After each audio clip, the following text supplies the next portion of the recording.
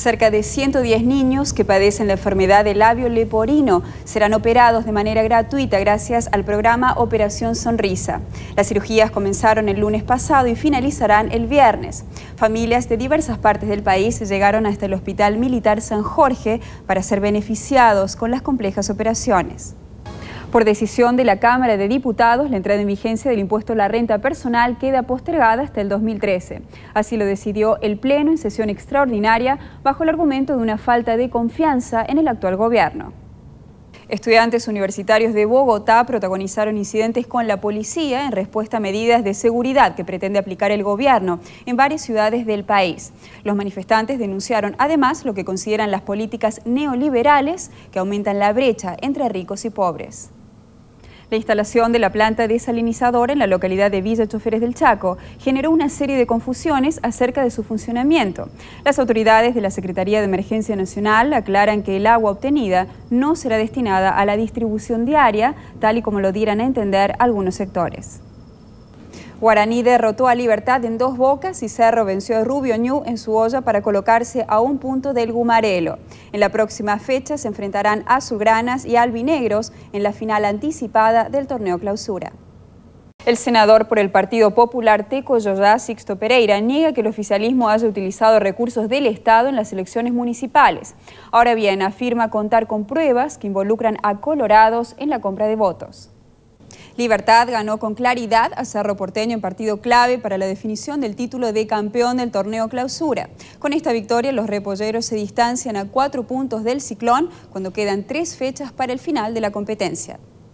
El director saliente, Félix Ayala, llegó hasta el lugar de la manifestación donde recibió el respaldo de los funcionarios de blanco.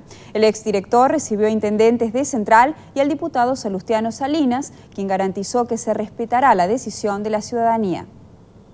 El descontento por la separación del doctor Félix Ayala del Hospital de Itagua se acrecienta en la clase política. En la tarde de este miércoles, parlamentarios liberales se pronunciaron a favor de Ayala y exigen la destitución de Esperanza Martínez. Algunos gremios de trabajadores analizan solicitar un nuevo reajuste del salario mínimo ante la inminente suba de precios a consecuencia del aumento del gasoil. Sin embargo, el director del trabajo considera que aún es pronto para que la Comisión Nacional de Salarios Mínimos analice el tema. La defensa del joven Rafael Saiz, quien denunció agresión premeditada en la Academia Militar, no está satisfecha con la tipificación del delito en la justicia militar. En consecuencia, remiten el caso a la justicia ordinaria.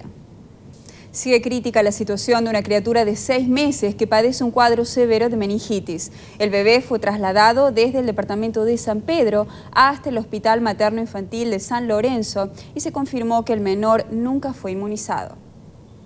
La Maratón de Solidaridad Teletón superó ampliamente su meta de recaudación de este año. Con más de 6.300 millones de guaraníes, los directivos se encaminan a la ejecución de importantes proyectos.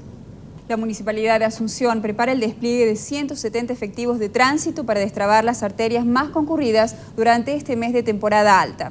Las zonas del Mercado 4, el Abasto y la Terminal serán las más controladas. Y mañana martes está previsto que se reúne el vicepresidente Federico Franco con los senadores. Así como lo hiciera con diputados, esta vez declarará ante el Pleno de la Cámara Alta para dar su versión sobre lo ocurrido del 4 al 6 de octubre, cuando se produjeron los polémicos cambios en las Fuerzas Armadas. Señor vicepresidente, en el artículo 227 de la Constitución Nacional se establece que el vicepresidente sustituirá al presidente en caso de vacancia, en caso de algún impedimento. Usted era el presidente en ejercicio mientras el presidente Lugo estaba en el Brasil. Con los hechos ocurridos del 4 al 6 de octubre, ¿el presidente Lugo violó la Constitución? Bienvenidos a nuestro segmento A Fondo de Red de Noticias. El viernes pasado les presentamos la primera parte de nuestra entrevista a Federico Franco, vicepresidente de la Nación, en la que habló sobre todo lo ocurrido en los primeros días de octubre con los cambios en las Fuerzas Armadas y la supuesta violación a la Constitución por parte del presidente Fernando Lugo. También reconoció que lo ocurrido pudo haberse tratado de un golpe de Estado. Hoy les mostraremos la segunda parte de esta entrevista en la que el vicepresidente realiza fuertes declaraciones y denuncias sobre la persistente intención del gobierno en adquirir las tierras de Ulises Rodríguez Teixeira. Además, hace un recuento de todos los asuntos en los que, a su criterio, el presidente Lugo y su entorno han errado hasta el momento. Esta semana se dio en Washington, Estados Unidos, la audiencia ante la Comisión Interamericana de Derechos Humanos en la OEA, a la que asistieron una comitiva del gobierno encabezada por el ministro del Interior, Rafael Filisola, y el fiscal general del Estado, Rubén Candia Amarilla, y por otro lado, los delegados de CODEUPI. Esta coordinadora, que nuclea a 25 organizaciones de derechos humanos, fue duramente criticada en los últimos días, tanto por el gobierno como por las víctimas de secuestros en nuestro país. Incluso los han llamado cómplices de guante blanco del EPP. Así es que quisimos conocer la otra cara de la moneda y escuchar también la versión de esta organización. Les presentamos una parte de la entrevista que realizamos al doctor Roque Orrego, coordinador de turno de CODEUPI. En los últimos días, el escándalo de los documentos publicados por Wikileaks acarreó una serie de reacciones en todo el mundo, sobre todo por tratarse de espionaje diplomático por parte de los Estados Unidos.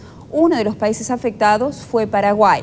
Para hablarnos más sobre este tema, entrevistamos al fiscal general del Estado, doctor Rubén Candia Amarilla.